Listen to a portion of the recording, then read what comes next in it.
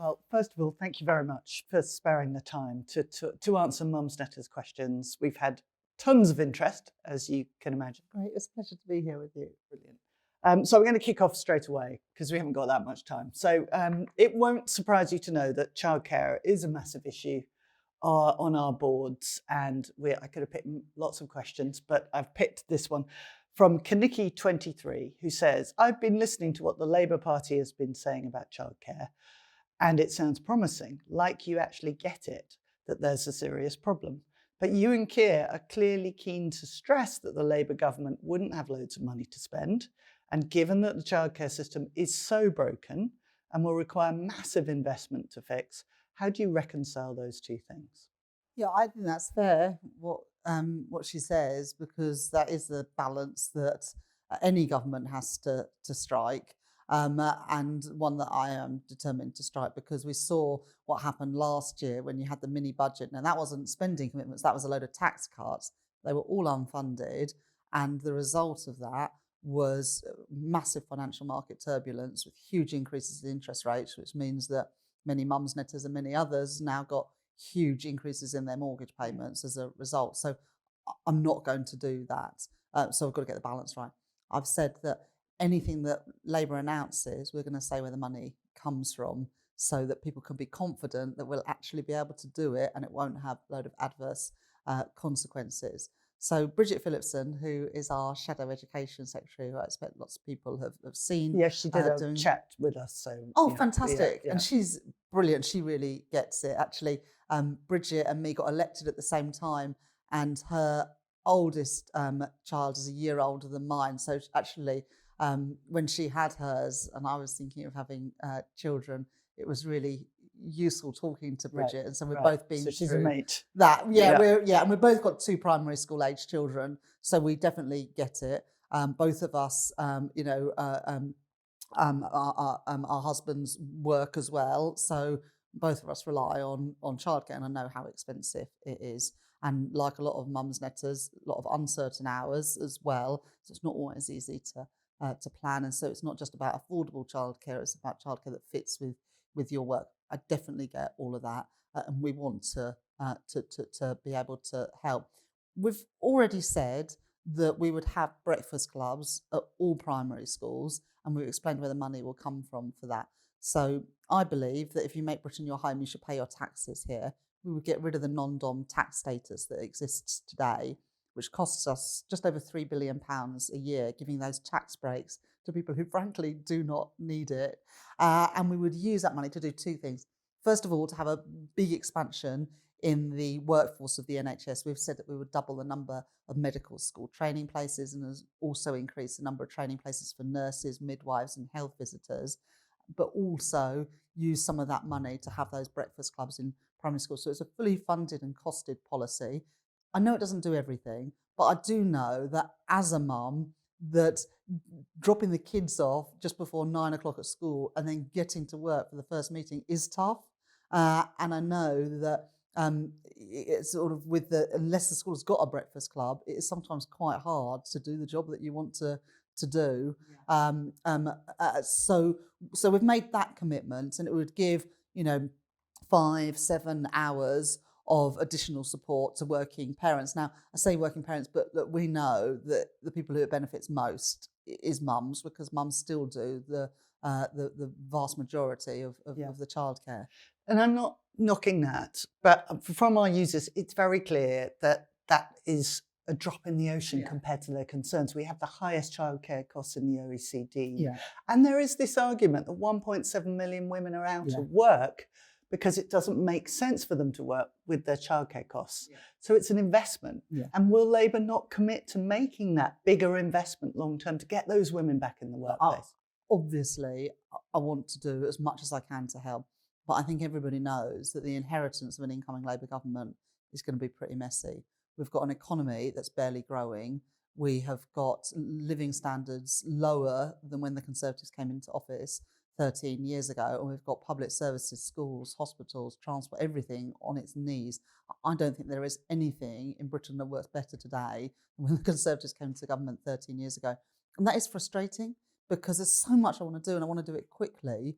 but we're not going to be able to do everything we want as quickly as possible. But we've already started on childcare with that costed and funded policy to say, and I hope it gives an indication of Labour's priorities. So the Conservatives say, the non-dom tax status is really important. It's important to have those wealthy people here in Britain. We say, well, fine, very, very welcome here, but they should pay their taxes like everybody else does. And we would use that money for a better cause, which is helping with childcare and also investing in our NHS workforce. So that is the commitment we have already made. The next election is probably still a year and a half, maybe 2 years away. That is a commitment that we have made. And Bridget, I know, is going around the world. I don't know if she spoke to you about her visit to Estonia, looking at the childcare system there. She's also recently been to Australia. And certainly we recognise that investment in childcare does have huge economic benefits, but I also have to be honest about the whole scale of challenges. We're in a sixth form college today. The principal here could tell you loads of things that she would like an incoming Labour government to spend money on, and I totally understand that. Well, we'll get on to some of those ones. Sure. So one of the reasons potentially why we're in such a mess is Brexit, and there were lots of questions on our forum about Brexit for you. And Sky Ella Skerry says, why will Labour not be honest about the disaster that is Brexit and aim to extend the beneficial arrangements for Northern Ireland across the UK, or at least aim for increased market links with the EU? I can say to Sky Ella Skerry. I can say that we do want to have a closer trading relationship with our European neighbours, and we know that the deal that the Tories secured is not working for our economy.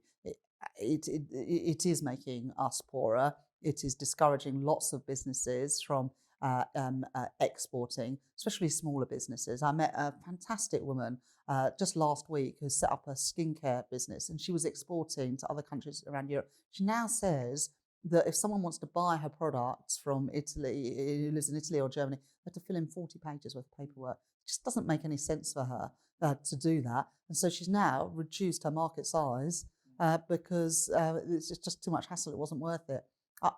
I don't want businesses and entrepreneurs to be making those sorts of decisions because it will hold us back as an economy. Now, I do understand why some people say they want to get back into the single market and customs union. I feel that ship has sailed, that we've got this deal, and there are practical things that we can do now to build upon it and make it work better for our whole economy. So I've said, for example, that services represent more than 80% of the UK economy, but we don't have in the deal that we secured the mutual recognition of professional qualifications. We think we can change that. If you are in the cultural industries, creatives, then it is a huge amount of bureaucracy to tour around Europe. We want to change that. We want a veterinary agreement. New Zealand has a veterinary agreement with the EU, and they're on the other side of the world. We don't. It means huge delays in the border, both directions, and it is holding back not just food and farming exports, but in every other sector as well, because it creates those delays at the border. And we also want Britain to be part of the Horizon scheme, which is collaboration between our fantastic UK universities and universities in other European countries. So those are some of the practical things that we can do that will improve trading relationships. But I think the most important thing is that we have a more grown-up and constructive relationship with other European countries, and not spend all our time, refighting the battles of 2016 that was so divisive as a country. Okay. So I suspect you're not going to answer intentional errors question, which is, was Brexit a mistake? And if not, why did you and Keir Starmer fight to stop it? Well, I voted to remain in the European Union. I would do that. I would do that again. But we are now 7 years almost since that vote, and for almost 8 years as a country, we've been arguing and debating, and sometimes quite viciously, our relationship with Europe.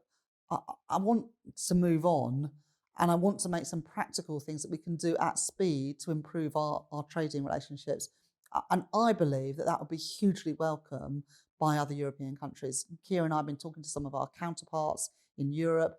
We think we can make some of these changes, and that will help give a boost to our economy. Okay, great. Thank you. So Plate Builds Ducky Puss asks, do Labour have plans to increase the minimum wage to a realistic amount so that people don't have to rely on top-ups from the state? We want to make the living wage a real living wage. So when we were in government last, in 1998-99, we introduced the first ever national minimum wage in this country. It did a huge amount to lift people out of poverty, especially women, because it is sadly, all through history, women who have been paid the least. And there was some data from the Low Pay Foundation, I think it's called, last week, that shows that 14% of women are paid less than a real living wage, and 9% of men. I don't want anyone to be paid less than a living wage, but the truth is more women are than men. So we want to make that minimum wage a real living wage. You've got the Low Pay Commission that exists today that makes those recommendations, but we would say to them, we want you to get there as quickly as possible. Of course, you've got to take into account all different factors, but we would look at that, changing that remit to make the minimum wage a real living wage, because I think you're right, it would reduce reliance on those in-work benefits, but it's also about dignity. If you go out to work every day, you should be able to live a decent life, maybe not all the luxuries that you might aspire to, but you should be able to pay the rent, put food on the table, and pay your gas and electricity bill. The truth is, work doesn't mean that for too many people, and particularly for too many women today. More than 60% of children who are growing up in poverty today are in a household where someone works. I think that is appalling that in 2023, you've got parents that are going out to work but still living in poverty, and their children growing up in poverty. And so that's why this means a lot to me, to increase that minimum wage to a real living wage. Thank you. So Dinosaur Raw asks, what will Labour be doing to reform child benefit payments, and particularly to ensure that child benefit entitlement is calculated in a fairer way? And she cites an example where a family with a household income based on one salary in the £50,000 to £60,000 bracket is not entitled to the full amount of child benefit, yet families with a combined income of just under £100,000 are entitled to it. Is that something? I do understand the concern there. I would say, though, that my priority would be to try and do more to help people lower down the income spectrum who are really struggling. I think in April, if the government go ahead with the increases in energy bills, 1 in 5 families will be in fuel poverty. And so that would be my priority. But I do recognise those anomalies that she talks about in the system. But my priority for government spending would be to get public services out of the mess they are in and to help some of the poorer families. Okay, well, moving on to education. Redlocks 30, what are your plans for improving things in schools? Do you plan to address the workload problem, the bloated curriculum problem? What about teacher retention? Why should I, as a parent and a teacher, vote Labour? Yeah, right. There's a lot of questions there. But, my mum and dad were both primary school teachers. I grew up in a family where you hugely valued education, but also hugely valued educators. And I remember when I was little and saying to my mum, I think teachers is the most important job in the country. And my mum said, well, I think doctors and nurses are pretty important too, Rachel. I said, but mum, who teaches the doctors and nurses? It's like, yes, Rachel. But, teachers are amazing. And I would not be here today if it wasn't for my teachers at both primary and secondary school who made such a difference. It wasn't expected that someone like me was going to go on to university, to be an economist, to become an MP, to potentially be, the first female Chancellor of the Exchequer. But my aspirations and my sort of world was opened up by the teachers but you at my school. Right now, I teachers are totally in a accept bit right of a now. state, in the schools. Yeah. I've got 2 little kids at primary school. I totally understand the challenges that our teachers and parents under. It's just like little things like, at World Book Day last week, our school really strongly encouraged people not to buy outfits because, so many parents just can't afford to. I know when I drop my kids off at school, and I know when I go to schools in my constituency, that there are some kids that are not going to have had breakfast that morning, and that teachers are having to do impossible things. So look, I'm a huge supporter of our state schools. I've said that an incoming Labour government would introduce VAT on private school fees and also business rates on private schools, and use that money, more than £1.5 billion a year, to invest in our state schools. And the reason for that is because there are difficult choices that an incoming Labour government is going to have to make. I've said in answer to previous questions, we're not going to be able to do everything we want as quickly as we want. I regret that. I want to crack on and do things. I wouldn't be in politics if I was happy with the status quo. I certainly wouldn't be involved in Labour politics. So you have to make choices. And I think that if you can afford to send your children to private school, it is reasonable that you're asked to pay VAT. If I take my kids out for lunch at the weekend, if I take them to the cinema, go to soft play or whatever. Luckily, they're too old for soft play now. But you pay VAT.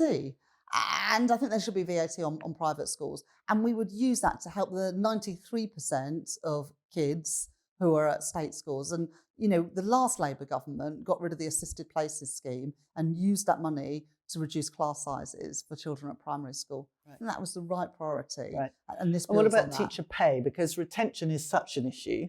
Have you got any commitments on teacher pay? I'm not going to pick numbers out of the air, but when the pay review bodies and when the government are doing these negotiations, they do need to look at retention, because we are really struggling. It's not just in teaching, it's in all of our public services. There is a massive problem of recruitment and retention. Now, some of that is workload, as the mum you mentioned said, and some of it is pay. And so the pay review bodies, when they look at it, need to look at all of those things. Okay, thank you. So Sam345 says, I think you're doing a brilliant job, and it would be amazing to have a woman as the Chancellor after the next election. It does seem odd, though, that the Labour Party still hasn't had a woman leader, whilst the Tories have now had 3. How would you explain this?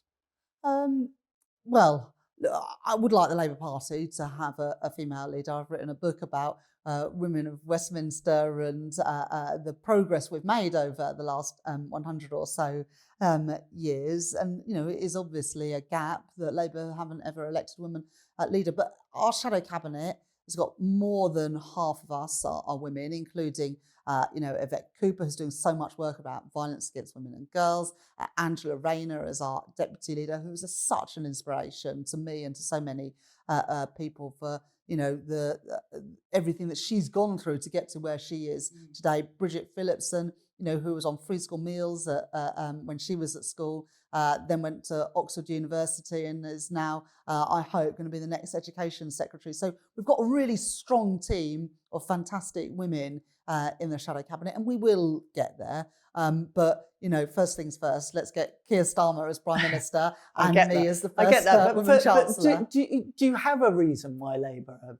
I mean, some people say Labour's institutionally misogynist, and that's why it's been slow to. I mean, what do you think it is? Why has it taken this long?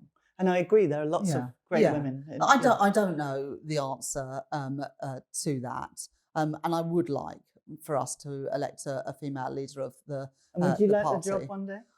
To be honest, I really want to be Chancellor. That is the job that I feel I was, made for. That's always maths, economics. That's what I studied. I worked at the Bank of England as an economist. I worked in financial services before I became an MP. I really, really want to be Chancellor. And 800 years we've had a Chancellor of this country. It's never been a woman. Right. Thank you. So Lavender Hill Mob says, I live in Saffron Walden. Should I vote for Kemi Badenoch, whose views on the economy are far from my own, but who I trust to hold the line on women's rights? And if you think I should vote for your party, what reassurance can you give me on my rights and those of my daughters? Well, obviously, you make the decision of who you want to be the next government, and there is a clear choice at the next election. One of the clearest choices I think there's been, in my lifetime, Do we want to carry on this path of managed decline? Or do we want to, get our economy growing, improve living standards, and rescue our public services? On the issue you mentioned, look, I believe that people should be able to live the lives they choose, but there need to be strong protections for women-only spaces. I believe in that very, very strongly. I've always been a massive feminist and have benefited myself from things like, all women shortlists. I was the under 14 girls chess champion, very male dominated chess. And I played when I was a kid, and I played in girls tournaments, and I played in mixed tournaments as well. Refuges and prisons, you've absolutely got to protect people. And that's what the Equality Act does. And the Equality Act was brought in by the last Labour government, by Harriet Harman, when she was deputy leader of the Labour Party and in the last Labour government. And we would do nothing to undermine that Equality Act. Right. So to be clear, Labour is committed to the Equality Act, which effectively recognises sex, not gender, as a protected characteristic. Absolutely. And, women who are vulnerable, and particularly, in prisons and refuges, and I'm the patron of Leeds Women's Aid, need that protection. And that's what the Equality Act does, and we would do nothing to undermine that. Okay, thank you. So Sally Harry says, "Hi Rachel, you and your sister Ellie are both MPs, which is a pretty amazing feat for your family. I'm sure you both support each other wholeheartedly in your political endeavours, but can you tell us something that you don't agree on?" I'm so lucky to have Ellie in Parliament as well. She got elected in 2017, and we're really, really close. But we are quite different. We have the same politics. We are very, very good friends. We've got children of the same age. We spend a lot of time together. I just think it's fair to say, and I think Ellie would agree, that when we were growing up, she was the more rebellious one. And I was the hard worker, which was very annoying because she always got the same grades as me. A classic older sister. Yes.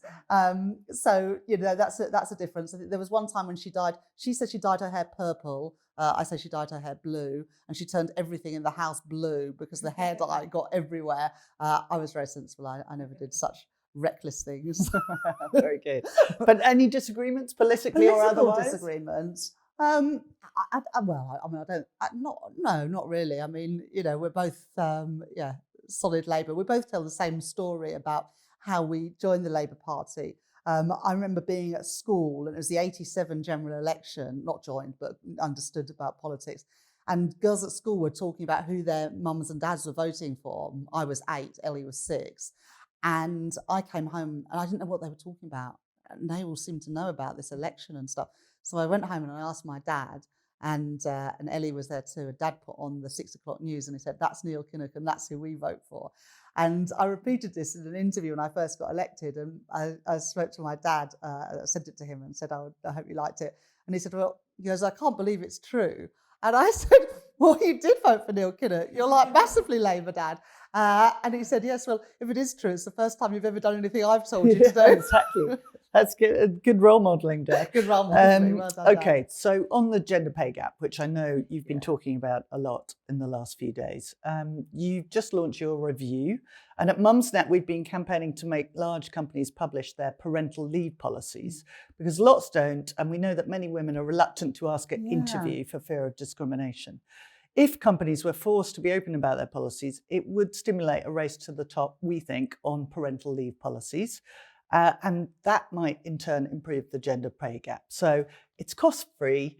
It's a no-brainer, in my opinion. Is it something a Labour government would commit to? What an interesting idea. And I've asked Frances O'Grady to do this review. Obviously, Frances was the previous General Secretary of the TUC, massive campaigner for women's rights, and she's now in the House of Lords for Labour.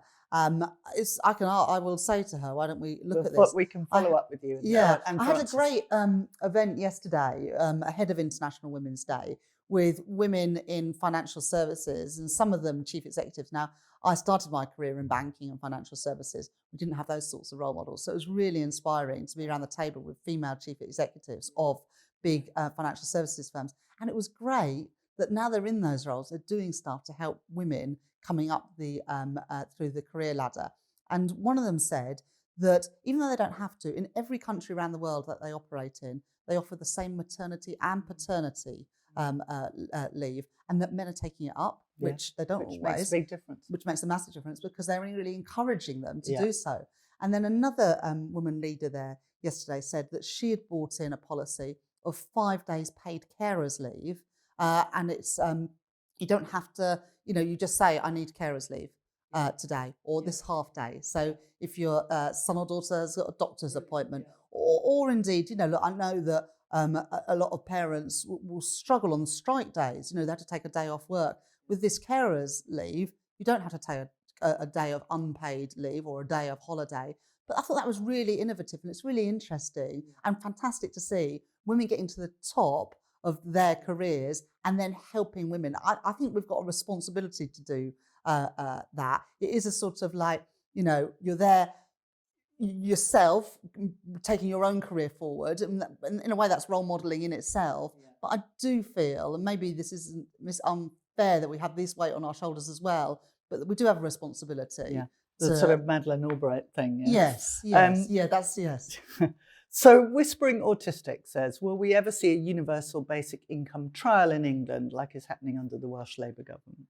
I think it's interesting what the Welsh Labour government are doing. What they're doing is supporting care leavers. So it's not really a universal basic income as some people would understand it, because it's not saying we're going to give you money whether you're, whether you need it or not. This is about saying outcomes for care leavers are really, really poor, and we're going to support them in that transition out of care. So I don't really see it as a universal basic income. I'm not massively attracted to the idea for a couple of reasons, really. It sort of like links to an earlier question. There are 1 in 5 people who are going to be in fuel poverty come April because the prices are due to go up again. We know, as mums dropping off our kids at school, that there is a huge number of people really struggling. And a universal basic income is sort of saying, well, I'm going to give you, Justine, and me, Rachel, the same money as somebody who is struggling to put food on the table and going to a food bank. I'm not sure that's right. I also am more keen on investing in public services to help lift us all up. So, if the choice was between, giving people money to stay at home or to have fantastic childcare like they do in Scandinavia, I would rather invest in the childcare, if I'm honest. So I'm not a huge supporter of the idea of a universal basic income. I would prefer to have great public services and then support for those who need it. Okay. And Trini Smith says, what will Labour do to stop the small boats crossing the channel? Can you explain how you would stop the people trafficking gangs? Yeah. So, that is absolutely what you have to do if you're going to end this evil of trafficking people across the channel. It is just harrowing what is happening and the risks that people are taking and the lives that are being lost, and some of them we'll never even know. And this is criminal gangs profiteering out of abject human misery. And those are the people who we should be criminalising and prosecuting. But the number of prosecutions of gangs has fallen at the time that number of crossings has risen. That makes no sense at all. We need to be working much more with our European neighbours to tackle these gangs and stop the crossings. That is, I think, the number one way to reduce and to eliminate these small boat crossings. But also, we have got to get a grip of the processing of asylum claims. People wait years and years, I see it as a constituency MP, to have their claims processed. And that's no good for anybody. If you have no right to be here, you should be sent home. And if you do have a right to be here, you should be offered sanctuary and support, because some of these people have gone through, terrible circumstances themselves. And that is fair, I think, to UK taxpayers, fair to refugees, and it helps protect our borders. So that would be my priority and my focus, rather than, more rhetoric from Suella Braverman and from Rishi Sunak yesterday, but policies that are rehashed policies that they've already announced that haven't worked and, in fact, have only made the problem worse. Okay. thank you. Cranky Evening says, will you commit to not changing the terms of student loans after students have commenced their course? So I think this is about the fact that interest rates can go up, and the number of years in which you pay back increases. Not that everything falls on Bridget Phillipson's shoulders, but obviously higher education and student finance is in her remit. I know that she is interested and has spoken previously about making the repayment system fairer, including for women and including for people who go into lower paid work, because men pay back their student debt a lot sooner than women, because women tend to be the ones who take out time for childcare. So I think there are reforms that we could potentially make, but we're looking at doing that. Okay, thank you. And where do you stand on inheritance tax? Asks Purple Positivity. Most very rich people pay someone to help them avoid it, which seems to defeat the object. It's a very good point. We haven't put forward any proposals, or don't have any proposals to reform the inheritance tax system. The tax changes that we have put forward are, a proper windfall tax on the big profits that the energy companies are making, the changes to the non-dom tax status, the VAT and business rates on private school fees, and also some changes to the way that private equity companies are taxed, so that they're taxed as income rather than capital gains. But we haven't made any proposals to do anything on inheritance tax. Okay, thank you. And quietly confident, what are Labour's plans to deal with the UK's post-global financial crisis productivity deficit? One right up your alley, I imagine. It is. A couple of weeks ago, Keir set out the 5 missions for an incoming Labour government to make us a global green superpower, to expand opportunity to everybody, to have an NHS fit for the future, for our streets to be safe, and then to have the highest sustained growth in the G7 with good jobs and productivity in all parts of the country, where everyone, not just a few, are better off. That is a huge ambition, because it is miles away from where we are now, which is at the bottom of the league table of the G7 and the OECD when it comes to economic growth. But we're also saying that that growth has got to come from all parts of the country, because there has been too much focus and too much just coming from too small a part of the country and too small a number of industries, and not felt by people all around the country. Now, we've set out some of our plans to get that higher sustained growth in the G7. So, for example, Labour's Green Prosperity Plan is about investing in some of the jobs and industries of the future, because these jobs and this prosperity is up for grabs. Some country in the world is going to be the global leader in carbon capture and storage, in floating offshore wind, in tidal energy, in green steel. Why not Britain? We've got the industrial heritage, we've got the geography, we've got the great universities and innovators and entrepreneurs. There's every reason to think that we can get our share of jobs here in Britain and address the climate emergency. But in the US, have got a huge drive under Biden and the Treasury Secretary Janet Yellen to get that investment in the US. And other countries, from Australia to Europe, are doing the same. And we're just sort of still in the changing room whilst other people are running the race. And I want us to get a share of that action. So that's one way to get that productivity in all parts of the country, because the great thing about these industries is they are going to be in Teesside, in Grangemouth, in Merseyside, in Scunthorpe and Rotherham.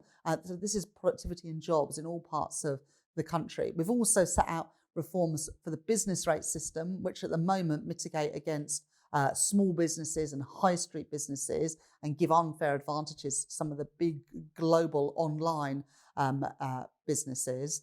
And we've done a review about how to make Britain the best place to start and grow a business, including women-led businesses. I was a stat that I was looking at ahead of International Women's Day that says that only 1 in 6 small businesses are owned by women, and only 1/3 of entrepreneurs are women.